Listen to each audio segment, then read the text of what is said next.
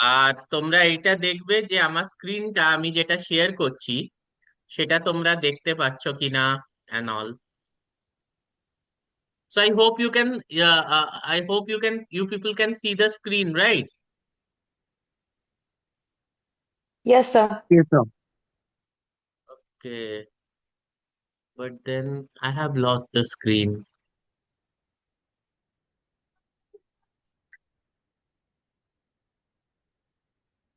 Yeah. So, uh, up down হচ্ছে তো স্ক্রিনটা? হ্যাঁ স্যার হ্যাঁ স্যার হচ্ছে। হচ্ছে। ওকে ওকে, ভেরি গুড। ঠিক আছে, সো ইমোবিলাইজেশন অফ এনজাইমস, ঠিক আছে। Why this is a contrasting topic, সেটা হচ্ছে যে লাস্ট ক্লাসে, মানে লাস্ট দু তিনটে ক্লাস অ্যাপ্লিকেশনের আগে আমরা যেটা দেখেছিলাম, সেটাতে আমরা খুব ফোকাস করেছিলাম যে সলিউবিলাইজেশন অফ এনজাইমস। আমরা এনজাইমস কে কিভাবে সলিউবিলাইজ করব, আর তারপর আমরা এনজাইমস কে কিভাবে পিউরিফাই করব। এখন কনটেক্সটটা অলমোস্ট একেবারে একটু ডিফারেন্ট হয়ে যাচ্ছে, যে আমরা সলিউবল এনজাইমস যেগুলো পাচ্ছি সেগুলোর কিন্তু অনেকগুলো প্রবলেমস আছে। What are the problems? First of all, enzyme solubilize করে সেটাকে ইউজ করা, that is a traditional technique. হ্যাঁ, এনজাইমস যদি কোনো ফ্রি ফর্মে থাকে বা কোনো, আরে মিউট করো সাগর, আমি করে দিই ওকে মিউট। সাগর মিউট হইয়া। সো এটা হচ্ছে ব্যাপার যে এনজাইমস যদি কোনো ফ্রি ফর্মে থাকে, তো বা সলিউবল ফর্মে থাকে, সেটা নিয়ে কিছু সমস্যা হয়। কেন? First of all, that's a wasteful practice. আমি যখন ইন্ডাস্ট্রিতে কোনো একটা জিনিস ইউজ করব, আমার কিন্তু প্রফিটটা হচ্ছে গিয়ে one of the most important things. Okay, so ভেবে দেখো যে যখন আমি এনজাইমস কে কোনো সলিউবল বা ফ্রি ফর্মে দিচ্ছি, তখন কিন্তু যে প্রোডাক্টটা তৈরি হচ্ছে তার মধ্যে এনজাইম কন্টামিনেশন হয়ে যাচ্ছে, এনজাইমটাকে রিকভার করা যাচ্ছে না। একটা রিয়াকশনের পর আমরা কিন্তু এনজাইমটাকে রিকভার বা রিইউজ করতে পারছি না, এবং এই রকম সলিউবল ফর্মে কিন্তু এনজাইমটা অত স্টেবলও থাকছে না। তো সেই জন্য আমাদের কি করণীয়? আমরা এনজাইমটাকে ইমমোবিলাইজ করছি। ইমমোবিলাইজ করছি মানে একটা কোনো সাপোর্ট আছে।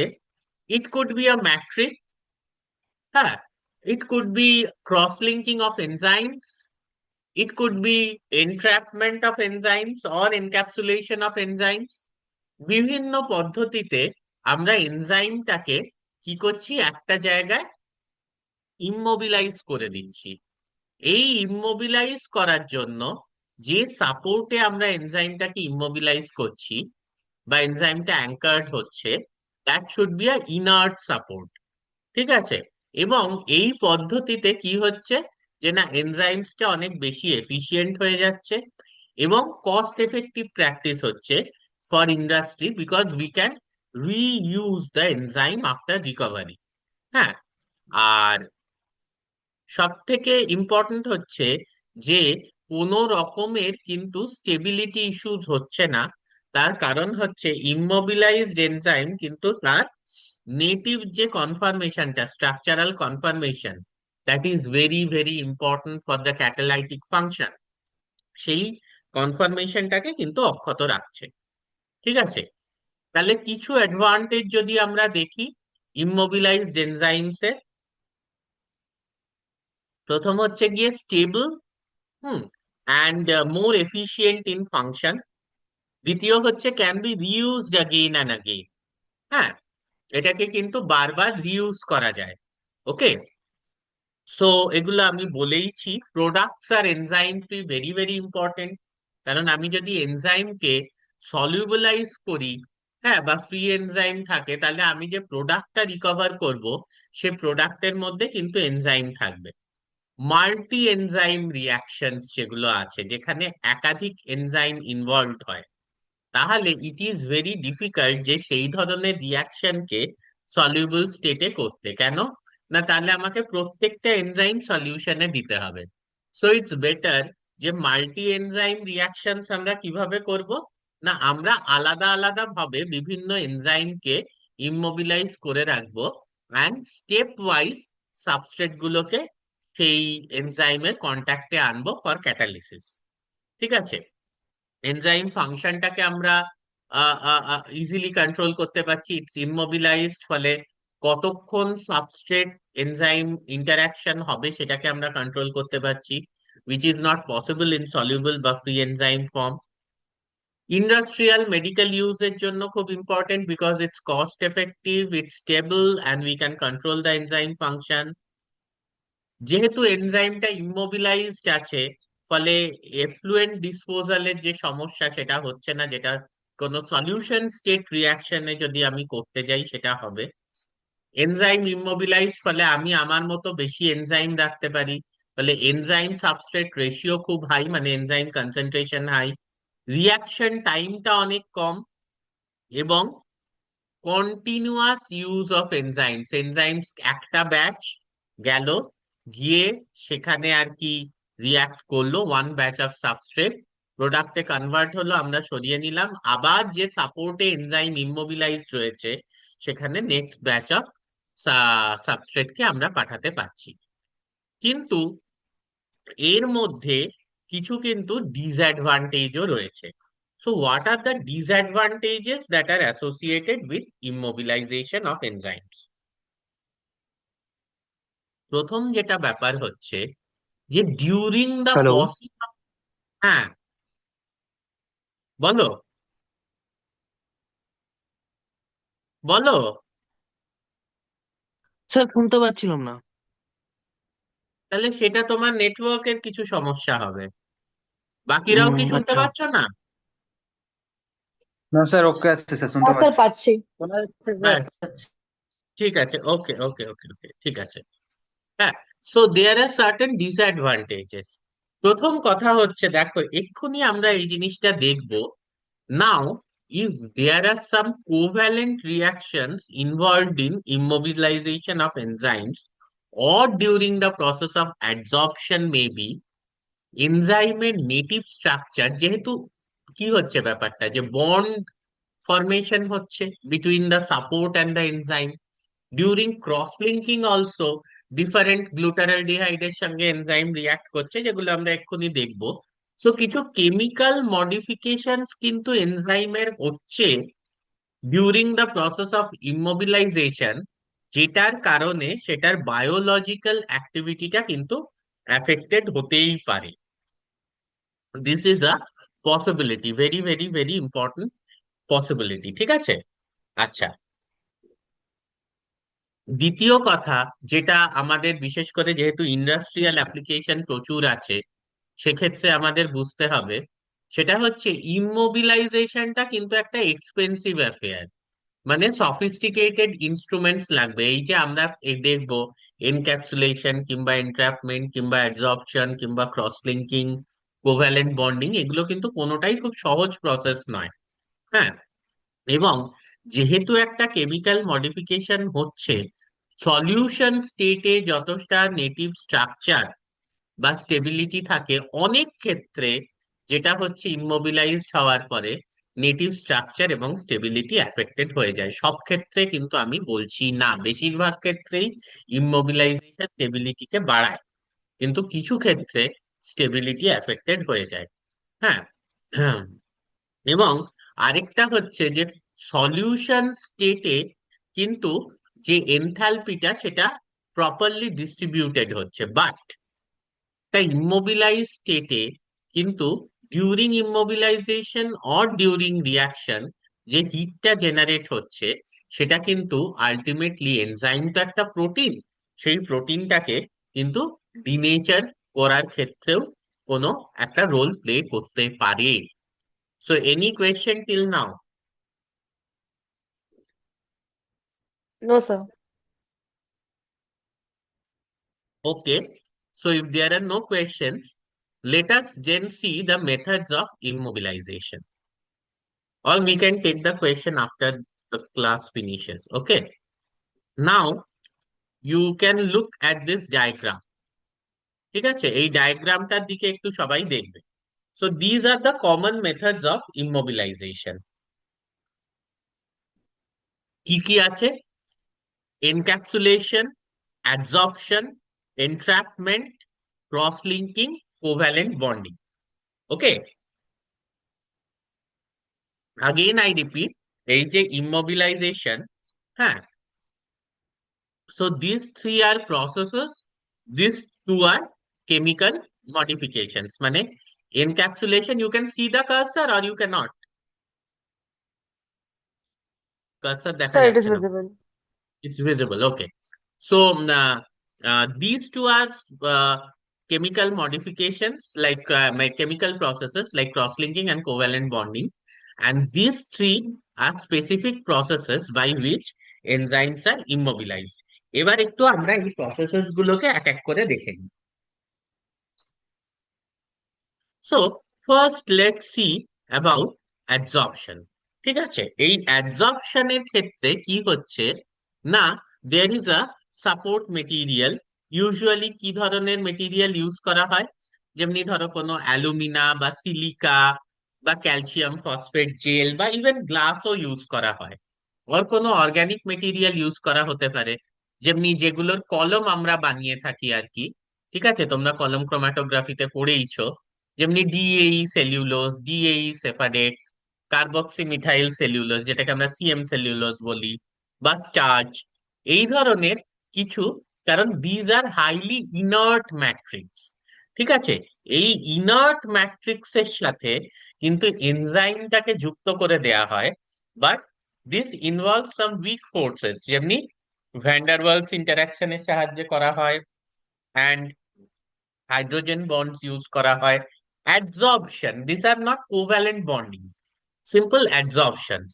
ঠিক আছে, এবং যেহেতু এই সিম্পল হাইড্রোজেন বন্ডিং বা ভ্যান্ডারওয়াল ইন্টারাকশনের সাহায্যে এনজাইমটাকে ইমোবিলাইজ করা হচ্ছে এই ইনার্ট মেটেরিয়ালে by the process of adsorption, adsorbed হচ্ছে, হ্যাঁ, দেয়ারফোর যদি একটু কোনো পিএইচ চেঞ্জ বা আয়নিক স্ট্রেংথ বা temperature change sufficient to overcome the bond energy of the non-covalent bonds, ঠিক আছে, then only it's possible to break the bonds। ঠিক আছে, সো এইটা কিন্তু একটা সমস্যা in for industrial use of enzymes. কারণ when you design a system, সেখানে কিন্তু কনস্ট্যান্ট পিএইচ বা কনস্ট্যান্ট টেম্পারেচার বা আয়নিক স্ট্রেংথ রাখা এটা কিন্তু একটু ডিফিকাল্ট। কিন্তু অ্যাডসর্পশন যেহেতু নন কোভ্যালেন্ট বন্ডের সাথে ইনভলভ, ফলে একটু পিএইচ চেঞ্জ বা আয়নিক স্ট্রেংথ চেঞ্জ বা টেম্পারেচার যেটা কিনা বন্ড এনার্জির থেকে বেশি, that will break the bonds actually. So another process is there, that is entrapment. ঠিক আছে, আমরা যদি একটু এনট্র্যাপমেন্টের ছবিটা এখানে দেখি, তোমরা দেখতেই পাবে। ঠিক আছে, দিস ইজ এনট্র্যাপমেন্ট। এবার এই যে পিঙ্ক কালারের যে জিনিসটা, সেটা কি? সেটা হচ্ছে matrix. So let us go back, একটু যদি তোমাদের আমি দেখিয়ে দিই। হুম, এখানে কি হচ্ছে, যে বলছে যে enzymes can be immobilized by physical entrapment. মানে ফিজিক্যালি আমি ওটাকে এনট্র্যাপ করছি কিসের মধ্যে? কোনো একটা পলিমারের মধ্যে বা কোনো একটা জেল ম্যাট্রিক্সের মধ্যে। ঠিক আছে, এবং এই যে ম্যাট্রিক্সটা, এর পোরগুলো সাইজটা এমন করা হয়েছে যাতে কি এনজাইমের যে সাবস্ট্রেট তার প্রোডাক্ট সেটা ঢুকতে বেরোতে পারবে। আই রিপিট, এনজাইমটাকে তো এনট্র্যাপ করা হয়েছে একটা জেল ম্যাট্রিক্স বা একটা পলিমারের মধ্যে। সেটা এইভাবে করা হয়েছে যে এনজাইমের যে সাবস্ট্রেট আছে আর যে প্রোডাক্ট আছে সেটা কিন্তু ঢুকতে বেরোতে পারবে, হ্যাঁ, বাট এনজাইমটা ঢুকতে বেরোতে কিন্তু পারবে না। সমস্যাটা হচ্ছে যে এইখানে এই যে জিনিসটা যেটাকে ল্যাটিস এনট্র্যাপমেন্টও বলা হয়ে থাকে, আমি জানি না তোমরা এক্স রে ডিফ্রাকশন কতটা পড়েছো, তাহলে ল্যাটিসের সম্পর্কে একটু আইডিয়া হতো। সেক্ষেত্রে যেটা হচ্ছে আহ খুব কিছু ক্ষেত্রে, হ্যাঁ, ডিঅ্যাক্টিভেশন হতে পারে ইমমোবিলাইজেশনের ক্ষেত্রে। কারণ কি না, ওই পিএইচ আর টেম্পারেচার চেঞ্জের জন্য। বাট ইউজুয়ালি এক্ষেত্রে তো কোনো স্ট্রং বাইন্ডিং ফোর্স নেই, জাস্ট জিনিসটাকে এনট্র্যাপ করা হচ্ছে। ফলে স্ট্রাকচারাল ডিস্টরশনটা কিন্তু প্রায় সম্ভব নয়। ঠিক আছে। এবং কিছু কমন ম্যাট্রিক্স যেগুলো ইউজ করা হয় এনট্র্যাপমেন্টের জন্য, সেগুলো হচ্ছে polyacrylamide gel, collagen, gelatin, cellulose, silicon, rubber. ঠিক আছে। এবং সে বিভিন্ন ভাবে এন্ট্র্যাপ করা হয়। So this is a very important process. The take home message ইজ যে কোনো স্ট্রং বাইন্ডিং ফোর্সেস এক্ষেত্রে কাজ করে না, ফলে স্ট্রাকচারাল ডিস্টরশন হয় না। কিন্তু সমস্যা একটা আছে, সেটা হচ্ছে কিছু ডিঅ্যাক্টিভেশন হয় এনজাইমে because of changes in pH and temperature. The basic concept ইজ যে আমরা জেল মেটেরিয়ালটা বা পলিমারটা এমন ভাবেই সিলেক্ট করব যে তার যে পোর সাইজ তার থ্রু দিয়ে এনজাইমটা বেরোতে পারবে না আফটার এনট্র্যাপমেন্ট, বাট যে সাবস্ট্রেট আর প্রোডাক্ট এই দুটো কিন্তু ঢুকতে বেরোতে পারবে। Then let's come to another process, that is micro encapsulation. Micro এনক্যাপসুলেশনও এক ধরনের কিন্তু এনট্র্যাপমেন্টই।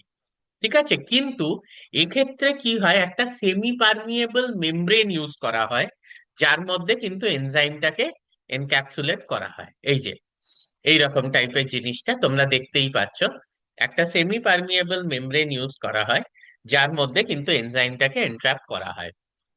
ঠিক আছে।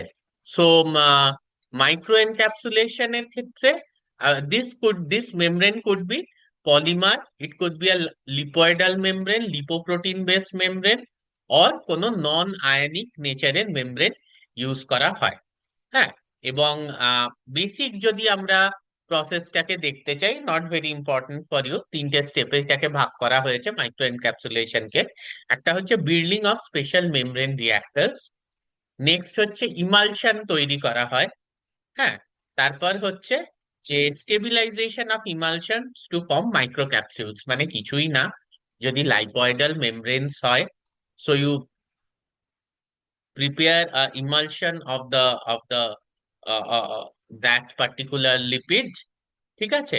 আর তারপরে তার মধ্যে এনজাইমস গুলোকে এনক্যাপসুলেট করে টোটাল জিনিসটাকে আর কি স্টেবিলাইজ করে দেওয়া হয়। হ্যাঁ। আম, এবং ইনিশিয়ালি এটা এটা নিয়ে বলতে গেলে অনেকটাই বলা হয়ে যাবে, কারণ আমি এই ধরনের কিছু কাজের সঙ্গে যুক্তও আছি। সেটা হচ্ছে মাইক্রো এনক্যাপসুলেশন হচ্ছে immobilization of enzymes and mammalian cells, তার জন্য কিন্তু খুব ইম্পর্টেন্ট। ঠিক আছে। প্যানক্রিয়াটিক সেলস যেগুলোকে কালচারে, যদি আমি প্যানক্রিয়াটিক সেলস নিয়ে করিনি, তাহলেও প্যানক্রিয়াটিক সেলস যেগুলোকে কালচারে গ্রো করা হয়, এদেরকেও কিন্তু এরকম আর্টিফিশিয়াল লিপিড মেমব্রেন বা লিপোপ্রোটিন মেমব্রেনের সাহায্যে এনক্যাপসুলেট করা হয়।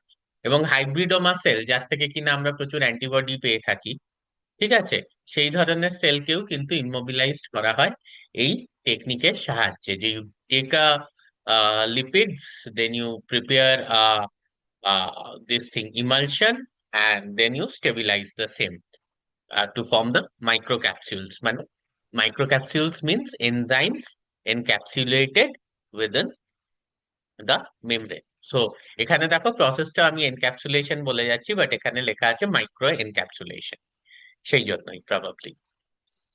ওকে, কারণ এটা পুরোটাই কিন্তু মাইক্রোমিটার লেভেলের। এই যে লিপিড বেস মেমব্রেনটা তৈরি হয়ে যে এনজাইমটাকে এনক্যাপসুলেট করছে, these are micro phenomenons, it's related to, এটা কিন্তু মাইক্রোমিটার লেভেলের। ঠিক আছে। So now there are sir two different. হ্যাঁ, বলো। বলছি স্টেবিলাইজেশন অফ ইমালশনসটা ঠিক করে বুঝিনি। Stabilization of emulsions. Okay, okay. I'll explain that, because that will take some time. Okay. So okay sir. once I finish, I'll explain. আচ্ছা, এইবার একটা জিনিস যেটা হচ্ছে যে there are two kinds of chemical reactions involved, হ্যাঁ, during this kind of immobilization of enzymes। ঠিক আছে। কিভাবে? একটা হচ্ছে গিয়ে কোভ্যালেন্ট বন্ড, আর একটা হচ্ছে ক্রস লিঙ্কিং। নাও এই দুটোর মধ্যে একটা বেসিক ডিফারেন্স আছে। What is the basic difference? The basic difference is যে তোমার কোভ্যালেন্ট বন্ডিংটা তখনই সম্ভব যখন দেয়ার ইজ আ সাপোর্ট। ঠিক আছে, মানে এনজাইমটা কোনো পার্টিকুলার সাপোর্টের যে কেমিক্যাল গ্রুপ তার সাথে বাইন্ড করছে। এটা খুব ওয়াইডলি ইউজ করা হয়। ফর এক্সাম্পল, আমি একটু যদি এইভাবেই ভাবি যে আমরা প্রত্যেকে অ্যাফিনিটি ক্রোম্যাটোগ্রাফি পড়েছি। So suppose there is an enzyme and there is a nickel NTA column. এবার এনজাইমের যে হিস্ট্যাগস আছে সেটা নিকেলের সাথে বাইন্ড করছে। ওকে, সো এইটা কিন্তু এই ধরনের জিনিস ইউজুয়ালি ব্যবহার করা হয়, but there is one difference. সেটা হচ্ছে নিকেলের সাথে যে ইমিডাজল রিং এর নাইট্রোজেনটা বাইন্ড করছে সেটা কোনো কোভ্যালেন্ট সাপোর্টের, কোভ্যালেন্ট বন্ডের থ্রু হচ্ছে না, কোঅর্ডিনেট বন্ডের থ্রু হচ্ছে। বাট এই ক্ষেত্রে আমি তোমাদেরকে যেটা বলতে চাইছি সেটা হচ্ছে the structure that we see is same. So we have a support, ঠিক আছে, একটা ম্যাট্রিক্স যার কোনো কেমিক্যাল গ্রুপের সাথে এনজাইমের কোনো একটা কেমিক্যাল গ্রুপের মধ্যে কোভ্যালেন্ট বন্ডিং হচ্ছে। It's very similar structurally, it's very similar to that nickel NTA. যে আমার সেফারোজ এরকম একটা ম্যাট্রিক্স আছে, তার সঙ্গে একটা আর্ম বেরিয়ে আছে, এনটিএ আর্ম, নিকেল লাগানো আছে, তার সঙ্গে এনজাইমটা যুক্ত হয়ে যাচ্ছে। অনলি ডিফারেন্সেস ওখানে একটা কোঅর্ডিনেট বন্ড তৈরি হচ্ছে, এখানে কোভ্যালেন্ট বন্ড তৈরি হবে।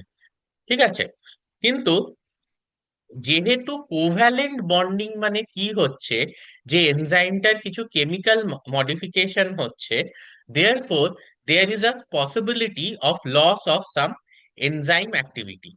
ঠিক আছে, এবং তার কারণ কি, যে এই যে বাইন্ডিংটা, ইট রিকোয়ার্স, হ্যাঁ, ইনার্ট সাপোর্ট, হ্যাঁ, যার জন্য কিন্তু একটা প্রি ট্রিটমেন্ট করতে হয়।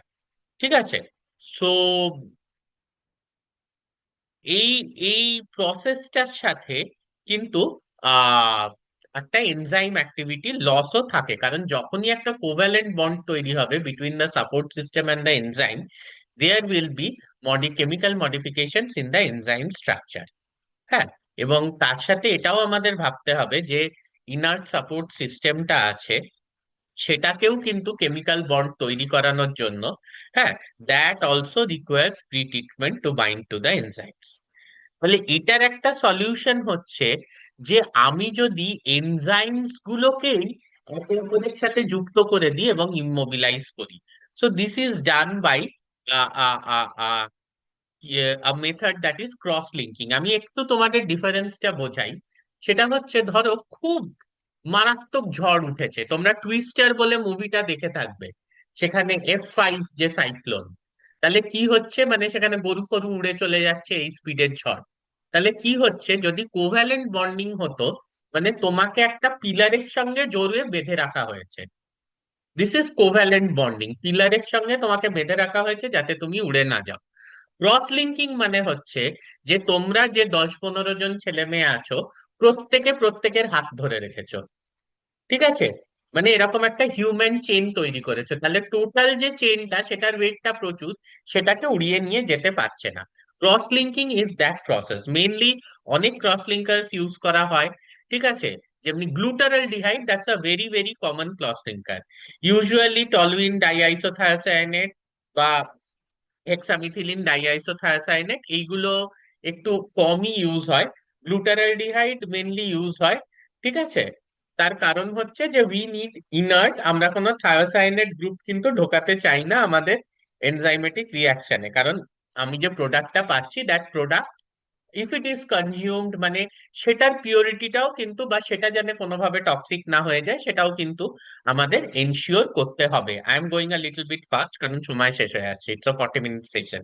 ঠিক আছে, এবার ব্যাপারটা এক্স্যাক্টলি সেই। গ্লুটারালডিহাইডের কি আছে, দুটো আর্ম আছে, একটা আর্ম দিয়ে ও এই এনজাইমটাকে ধরেছে, আরেকটা আর্ম দিয়ে ওই এনজাইমটাকে ধরেছে। বলছিলাম না, তোমরা যদি একে অপরকে ধরে রাখো, কোনো সাপোর্টের দরকার কিন্তু হবে না। স্টিল ইউ পিপল, এই যে এইরকম টাইপের ক্রস লিঙ্কিং জিনিসটা একে অপরকে যদি ধরে রাখো, তাহলে স্টিল কিন্তু একটা হিউম্যান চেইন তৈরি হবে, যেটা কিন্তু কোনো ঝড়ে উড়ে যাওয়াটা সম্ভব হবে না।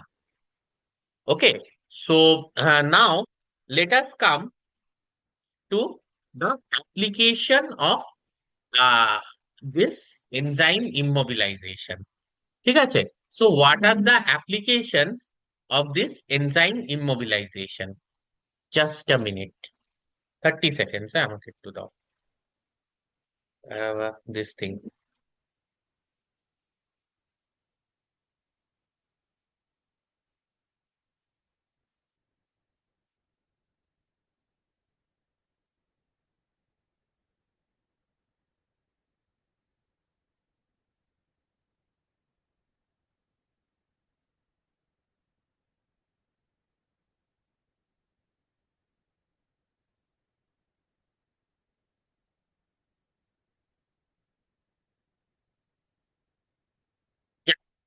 So we are good to go. Yeah. So application of enzyme immobilization, এটা আমার মনে হয় যে এগুলো আমরা প্রত্যেকেই খুব ভালো করে জানি, কারণ আমরা অ্যাপ্লিকেশন অফ এনজাইমস পড়েছি।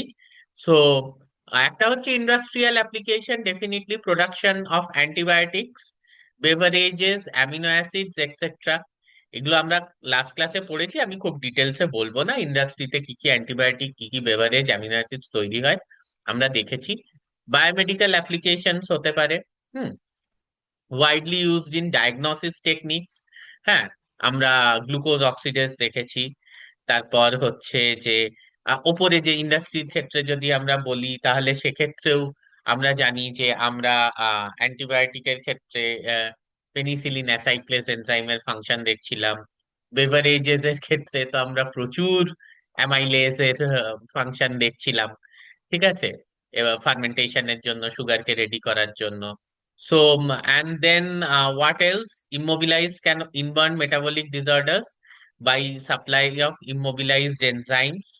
ঠিক আছে, কোনো মেটাবলিক ডিসঅর্ডার যদি কোনো এনজাইম মিউটেশনের জন্য হয়ে থাকে, তাহলে সেই পার্টিকুলার এনজাইমের সাপ্লাই এর থ্রু দিয়ে কিন্তু আমরা ওটাকে ট্রিট করতে পারি, মানে both by in vivo application and by in vitro application also. হ্যাঁ, এবং ফুড ইন্ডাস্ট্রিতে, yeah the session is coming to an end. Food ইন্ডাস্ট্রিতে, ঠিক আছে, আমরা জানি যে পেকটিনেজ, সেলুলেজ এগুলোকে ইউজ করা হয় for clearing of fruit juices, jams, jelly, syrup preparation, এগুলোও আমরা দেখেছি। রিসার্চের ক্ষেত্রে ইউজ করা হয়, যেমনি বলছে যে হর্স র্যাডিশ পেরক্সিডেজ। সো তোমরা জানো যে খুব কমন একটা ব্যাপার এখন যেটা করা হয় সেটা হচ্ছে গিয়ে এলাইজা। হ্যাঁ, এটা বায়োমেডিক্যাল অ্যাপ্লিকেশন অবশ্যই, যেখানে কিন্তু হর্সরাডিশ পেরক্সিডেজ অসম্ভব ইম্পর্টেন্ট এনজাইম। কারণ লুমিনল আর H2O2 দিয়ে যে কালারটা ডেভেলপ হয়, be it western blotting or be it some kind of this thing ELISA, যে সেইটার ক্ষেত্রে কিন্তু the enzyme used for ELISA is often horseradish peroxidase. ঠিক আছে, এবং production of biodiesel from vegetable oils, ঠিক আছে, এই ক্ষেত্রেও তোমার ইউজ করা হচ্ছে। আমরা এটাও দেখেছি যে বায়োডিজেল বা bioethanol production from your crops, সেক্ষেত্রে তোমার অ্যামাইলেজ ইউজ করা হচ্ছিল। এই ক্ষেত্রে তোমার লাইপেজেস ইউজ করা হয় ভেজিটেবল অয়েলস থেকে প্রিপারেশনের জন্য বায়োডিজেল। হ্যাঁ, ওয়েস্ট ওয়াটার ট্রিটমেন্ট, এখানেও আমরা দেখেছি একটা খুব ইম্পর্টেন্ট, যে oil degrading bacteria enzyme secrete করছে, বা বিভিন্ন অ্যামাইলেজ লাইপেজ ইউজ করা হচ্ছে, যে অর্গানিক ম্যাটারের যে লিপিডস আছে বা যে কার্বোহাইড্রেটস আছে সেগুলোকে ভাঙার জন্য, বা প্রোটিয়েজ ইউজ করা হচ্ছে প্রোটিনসকে ভাঙার জন্য। এবং টেক্সটাইল ইন্ডাস্ট্রিতে আমি বলছিলাম এই যে জিন্সের কালার ইচ্ছে করে ফেড করা, বায়ো পলিশিং করা, বা ফ্যাব্রিক্স ডিসাইজিং করা, সেক্ষেত্রে এগুলো আমরা লাস্ট ক্লাসে দেখেছি। এই নিয়ে খুব ডিটেলসেই দুটো ক্লাস ধরে আলোচনা করেছি, এই নিয়ে আর আমি বিশেষ কিছু বলবো না। আর অবশ্যই আহ, যেটা হচ্ছে যে ডিটারজেন্ট ইন্ডাস্ট্রি, আমি বলেছি যে যদি কোনো অয়েলের দাগ না ওঠে, তাহলে lipase enzyme very important. So we could immobilize lipase enzymes, and for this is effective for dirt removal, মানে কোনো দাগ টাগ যদি কাপড়ে থাকে সেটা রিমুভ করার জন্য কিন্তু এই ধরনের লাইপেজ এনজাইমস খুব important. So now Sathi ask me a question, কি জিজ্ঞেস করেছিলে তুমি, একটু বলো আবার। The stabilization of emulsion. আচ্ছা, স্টেবিলাইজেশন অফ এমালশন। দেখো, স্টেবিলাইজেশন অফ এমালশন মানে হচ্ছে যে তোমার, ইন জেনারেল আমি বোঝাচ্ছি ব্যাপারটাকে, ধরো তেল আর জল। এবার তেল আর জল তো সবসময় সেপারেটেড থাকে, তুমি যদি জলের ওপর তেল ফেলো তেলটা ভাসবে। তাহলে দুটোকে একে অপরের সঙ্গে বাউন্ড রাখার জন্য উই নিড এমালসিফায়ার্স। ঠিক আছে, and the thing that is produced is called emulsions. ঠিক আছে, now the enzyme, the enzyme is present in a buffer, it's a protein। বাফারটা হচ্ছে গিয়ে কোনো পোলার এজেন্ট আছে, মানে হচ্ছে গিয়ে ওয়াটার তো আছেই, তার সঙ্গে কোনো সল্ট আছে। এবার তুমি যে মেমব্রেনটা বানাচ্ছো, that is a lipid membrane. Okay, now if you have to if you have to bind কথাটা বলা ঠিক হবে কিনা জানি না, but stabilize this two different phases together.